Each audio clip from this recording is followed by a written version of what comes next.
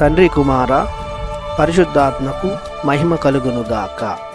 ఈనాటి జీవవాక్యం. ప్రభువు తనకు మొరపెట్టుకొనిన పేదలను రక్షించును, దిక్కు మొక్కు లేని దీనులను కాపాడును. కీర్తన 72 వచనము 12.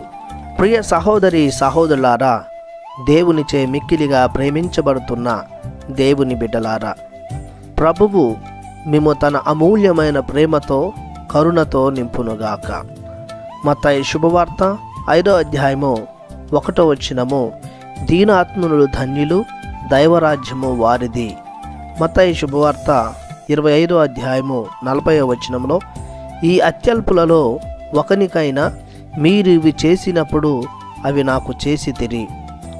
ఇంకా దేవాలయంలో వ్యాపారం చేస్తున్న ధనికులను క్రీస్తు ప్రభు కొట్టాడు, వారి కొట్లను పడగొట్టాడు. కానీ పేదలైన వారిని బాధ పెట్టక వీరిని తీసివేయండి అని మాత్రమే పలికి ఉన్నాడు. ఊరి చివరన ఉండు పాపాత్ములను, సుంకరులను, పేదలను, దీనులను సమాజంలోనికి తీసుకుని వచ్చాడు. ప్రభు ఎల్లప్పుడూ పేదల పక్షాన వహిస్తాడని ఈ యొక్క అంశాలను బట్టి మనం అర్థం చేసుకోవచ్చు ప్రియ సహోదరి సహోదరులారా. అంతేకాదు, వారి మొరలను ఆలించి తీరుస్తాడు. వారు దీన హృదయంతో ప్రభుని శరణు వేడినప్పుడు వారిని కాచి కాపాడుతాడు.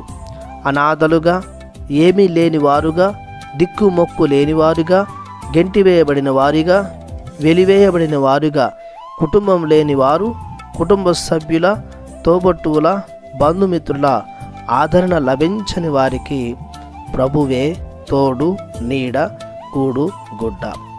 ప్రపంచ క్రైస్తవులలో సగానికి పైన జనం పేదవారే, కూడు గుడ్డ దొరకని వారే.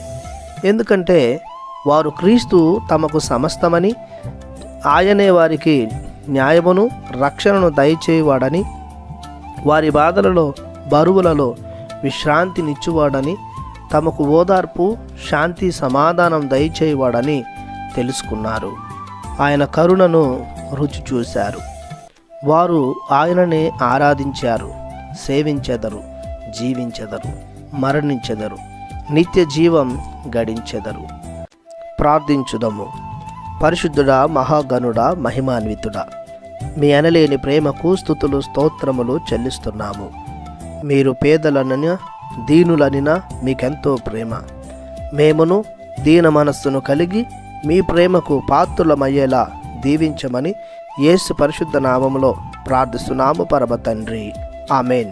దేవుడు మిమ్ము దీవించునుగాక. ఆమెన్.